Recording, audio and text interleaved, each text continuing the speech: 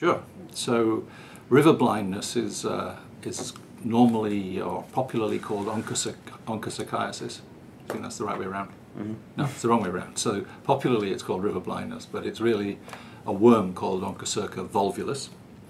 And this worm is spread by a biting fly, by black flies that live in rivers. That's why it's called river blindness. So you get it when you go near rivers.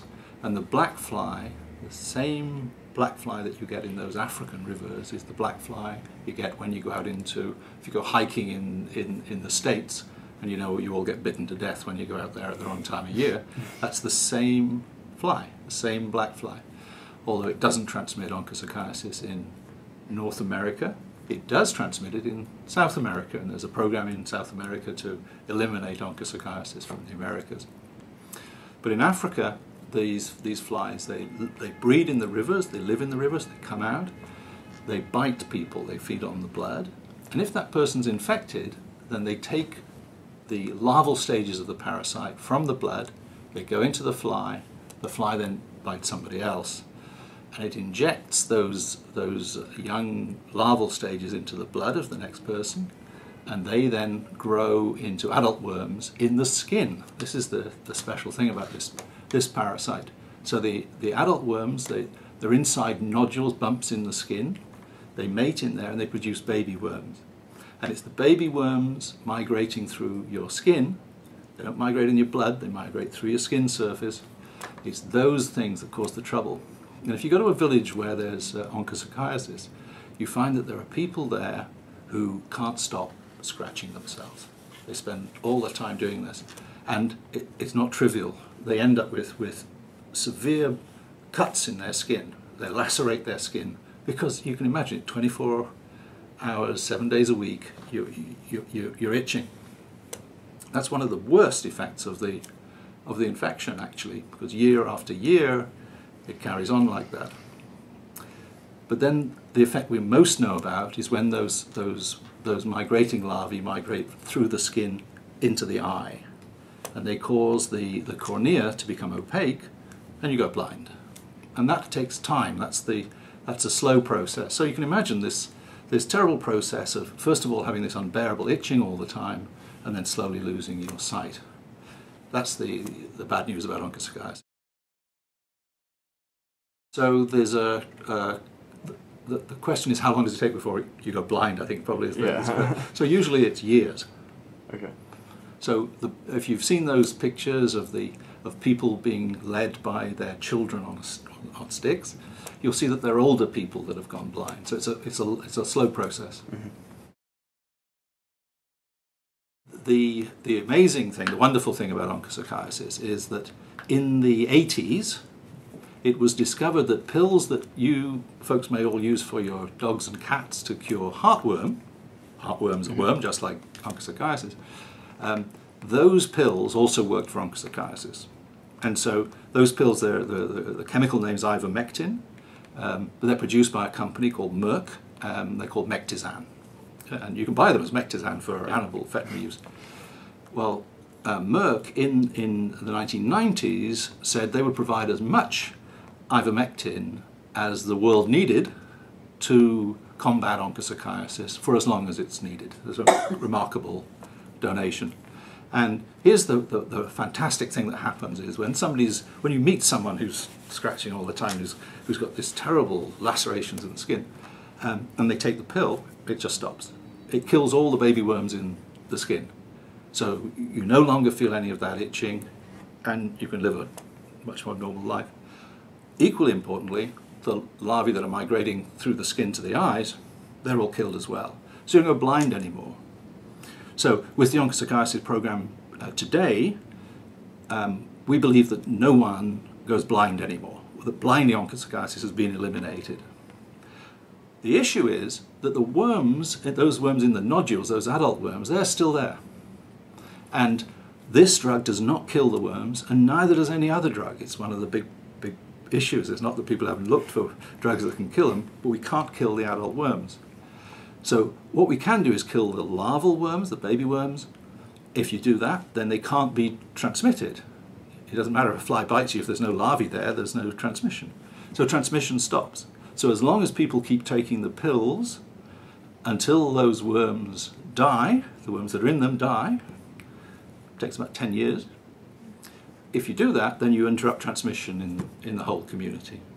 So our whole program is based on the fact that everyone in the community, from 5 years of age upwards, everyone, all of you, would take a pill once a year, regardless of whether you're infected or not. You don't have to know whether you're infected. You take one pill a year, and that will interrupt the transmission in the community. And we now have places in Senegal and in Mali where we have stopped treatment for 4 years. So we had treatment going on for 12 years. We stopped treatment now for 4 years, and the infection has not come back. It's a great achievement. This is exactly what they're doing in South America at this point. And in fact, you may soon hear an announcement that Colombia, the country, is declared free of onchocerciasis, the first country in the world where the whole country is declared free of onchocerciasis. We want to do the same thing for Africa. So that's probably an interesting question. The origins of onchocerciasis are certainly in Africa. The infections in South America were the result of Africans during the slave trade who were infected being taken to South America. Probably these black flies that we have in the forests of North America and in the forests of Europe are probably not too susceptible to onchocerciasis, so it's not spread north, it's more in the tropical belt. Okay, so I work with the World Bank, and I'm the coordinator of the African Programme for Onchocerciasis Control from the World Bank. And what we do is we work like a bank, and we collect money. We bring the money together from major donors. So we're talking about the US government. It's a very important donor to the programme. The company, Merck, that donates the drugs, also gives cash to the programme, substantial amounts of cash to the programme. And then there's others that do the same. The Canadians give money to the programme. The African Development Bank gives money to the programme. And you asked me about Nigeria. We very recently, and for the first time, have had a major donation of $1 million from a Nigerian philanthropy called Mitosat, the Mission to Save the Helpless, Mitosat, based in Kano in northern Nigeria. They've given $1 million to the so-called, through the APOC Trust Fund, that's what it's called, a pool of money, which is then goes to the World Health Organization to manage the program in Africa. So our role is to make sure that we keep the money coming in and we keep the money going out, and that the money gets spent on the programs that we've described. My background is, before I joined the World Bank, I was a professor of epidemiology at, that's the way in which diseases spread, at Oxford University in England. And I worked on onchocerciasis and a number of other related diseases. And I had the excitement of discovery, which I'm sure all of you feel in your biology class. That was always a very important part of doing the research and trying to find things out. But then I also had a sense that I wanted to do more in terms of actually making a difference. And so I came here so I could be part of the efforts to really change the way in which people suffer in this world. And with onchocerciasis, it helps you go to sleep at night when you think, well, there are 75 million people being treated as a result of this program, and that's that feels like a useful thing to do. So that's really where I came from in this activity. And of course, off camera, I've got colleagues who are critical to this program as well. I want to just say it's a team effort to make this happen. A team over here, and a team, of course, in Africa. And our team involves the World Health Organization, but it also involves 15 NGOs, groups like Sight Savers and CARE and the Carter Center, that are key players, key actors in the countries where the disease is present. So working with them is also an added pleasure in this kind of job. So the program the program has had two phases. It was started in 1974 as the Onchocerciasis control program. In those days, the program relied on spraying insecticide into rivers, something that seems a bit strange today. Helicopters spraying insecticides into rivers to kill the black flies. And over a 20-year period, in 11 countries in West Africa, they essentially eliminated transmission by continuously killing the flies. By doing that, they released 25 million hectares of land that had been taken out of access. People couldn't go there because you ended up blind if you went there. So people would just stay away from those areas, which were areas alongside rivers, so they were the best, most fertile and arable lands. 25 million hectares of land came back into use, enough to feed 17 million people. And that program, the OCP program, was the beginning of saying, let's do this for the whole of Africa. And in 1995, we switched from doing that early program to the program I described, based on drugs, based on the ivermectin treatment. Because that's a much cheaper approach, and we could rapidly roll that out to all 30 countries in Africa where the disease is endemic. And so today there are 30 countries that are part of the program. And the discussion we're having now is, what do we do next?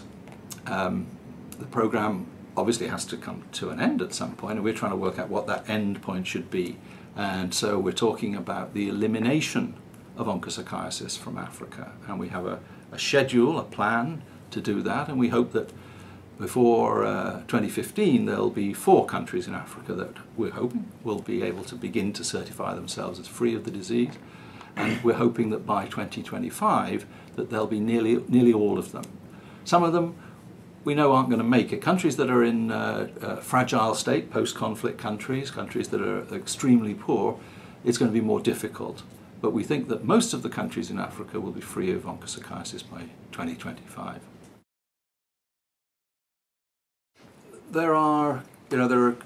It's a very good question, because we need to think about health in that way.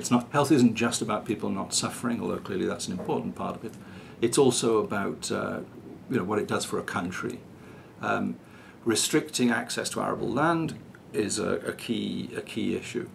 But also, if you have societies, if you have populations or communities where significant numbers of people are blind, particularly significant numbers of the potential leaders, the older people in the communities are blind, then that has a big impact on the social structures of those communities.